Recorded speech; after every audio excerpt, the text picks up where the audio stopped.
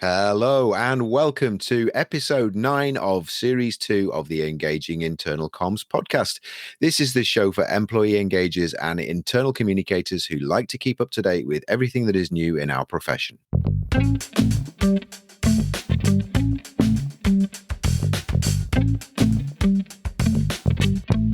My name's Craig Smith from The Big Picture People. This is just one of our shorter episodes that we fit in between our interview shows, which go out every fortnight, and it's just an opportunity for me to just share a resource with you and some ideas with you that we hope we will find useful. And so just before I go on to the resource that I'm going to be sharing with you today, just a quick reminder, next week we have another interview episode going out, which is where we are going to be speaking with Nick Daggett. So Nick is from an organization called Invotra, and Invotra specialize in building not websites, building intranets for clients. So one of the things that we often hear clients talking about is around, intranets, and particularly in the current climate where, using Yammer and Workplace and Microsoft Teams, is there a relevance for intranets? And a lot of organizations still are using intranets and using them very well.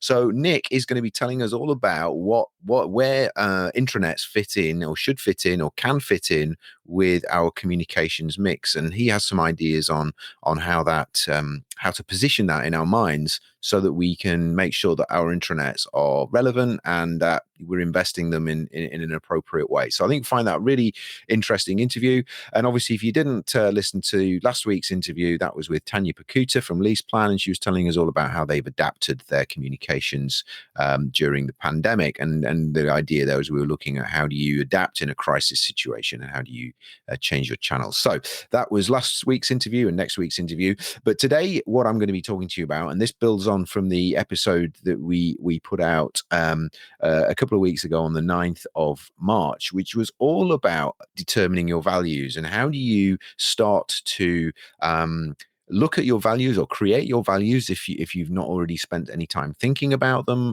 and being able to articulate them and be really clear what they are. And during that, I talked about the fact that you may already have organizational values. You may already have values that you've spent time developing and communicating. And I should sort of rewind a little bit there. You, regardless of whether you think you have values or not within your organization, you have them. I think that one of the challenges with organizational values is that we sometimes get into a frame of mind of thinking that we've got to, go on some magical journey and that we've got to kind of create something that doesn't exist. The fact of the matter is, and I think it's Jim Collins who used to talk about this in his work, is that organizations already have values. Our role as communicators and employee engagers is actually to uncover those values and to be able to articulate them consistently amongst ourselves. So all organizations have values. The myth that they don't exist is a myth. So the last episode, as I said, on the 9th of March, was all around getting you to think about how you can identify and uncover those values. Today, I'm going to get you to think about assessing any existing values that you have within your organization. And the whole premise for this is that values only exist to serve a purpose. I should say that what I mean by that is that values only exist, articulated values only exist to serve a purpose, which is to help us in our organizations to drive behavior. They should act as a bellwether, as a sort of a route map for our people in terms of helping them to understand what it is we want them to do, and particularly what decisions we want them to make. I always say that good value, clearly articulated values that are well thought out, should ultimately drive behavior and decision making at the point of action. If we know what our values are, when we're faced with a dilemma or a fork in the road, we should know which route to take, because our values will guide us down that path. And that's where I think the real values of the value of values lies, in being able to being able to empower our people to know what we want them to do in certain situations that we can't legitimately predict. We can't legislate for every situation. So the resource that I'm going to share with you today, I'll give you the link in a minute how you can get a hold of it. It's to write down your organizational values. It's to act, it's then to get to you to sort of write down and think about how well does that act as a guideline for sustaining pride within our organization. Does it serve a purpose? Is it something that people are genuinely proud about? When we talk about our our financial agility, is that something that really means something to everybody, or does that drive their motivation? So I'm going to get you to think about the connection between your people and the values, then to go on to look at, does it really provide a point of decision making, a guidance for the decision making, the thing I've just been talking about there? How does it provide that day-to-day basis for the types of behaviors and actions that we want our people to be executing within the outside world or internally as well?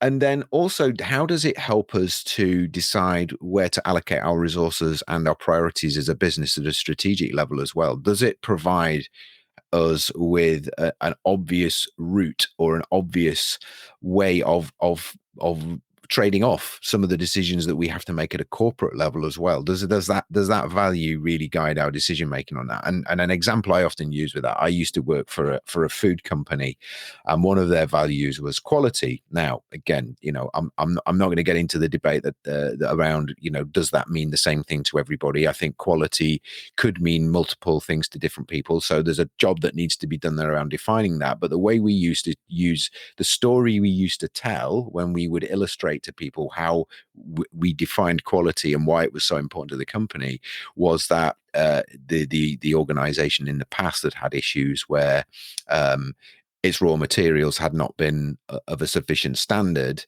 and it was faced with the dilemma of do we fail orders and ramp down production because we've only got a finite amount of raw materials that we can use to make the product, and therefore we can't mass produce them to the standard we would normally do? Or do we drop our quality standard and fulfill our orders, and therefore obviously meet customer orders and demands and also sales targets as well? And the decision that was made there was to only produce the materials or the product that would meet our quality standards, and therefore meant we had to fail some of our customer orders, which we obviously explained to them why that was, but also we missed some of our sales targets as well. And that was used as a story to illustrate that we will never ever compromise on quality, even at the expense of some of our other kind of key areas of performance.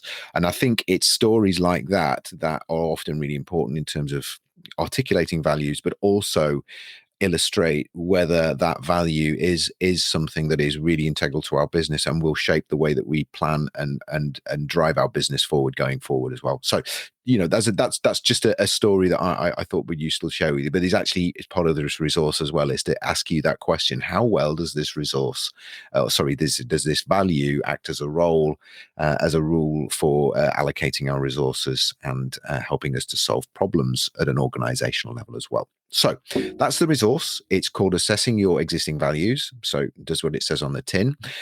You can get that via our website, which is thebigpicturepeople.co.uk/resources. That's where you'll find that you can download that from our website, and it's under personal reflection exercises. So this is designed to be a personal reflection exercise, something that you would do on your own. However, you could equally do it with your team. You could distribute this around your team, get them to do the same sort of thing with the values, and you can then compare what you will come up with, and whether you're congruent, or whether there's alignment there, or whether there's some misalignment perhaps across your organization. So we're going to be building on this with our in a couple of weeks' time with another resource that we will share with you, which we will build on this narrative that we've been building, which was we started back with getting you to have a think about meaning, what brings meaning to work. The last one we looked at in these short sort of series, these short episodes, was around getting you to think about what your values actually are. And then today we've been getting you to think about how you can use those values and assess those values, how productive and useful they are in terms of driving your business forward. If you've got any feedback on these resources or even the show in general, please let us know via our website. There's a form there on engagingic.com at the bottom of the page. You can leave us some feedback there, or you can get in touch with us via our email address, which is info@thebigpicturepeople.co.uk. And if you send us some feedback there, let us know what you think about these resources. If there's any resources that you'd like us to develop in the future that you would find helpful, link to the kind of work that we do around vision, values, and mission, and helping organizations to articulate that more clearly, then you are more than welcome to get in touch with us. So stay safe, and hopefully we'll get you back next week for next week's interview show, and also for future shows going forward. Take care. Bye-bye.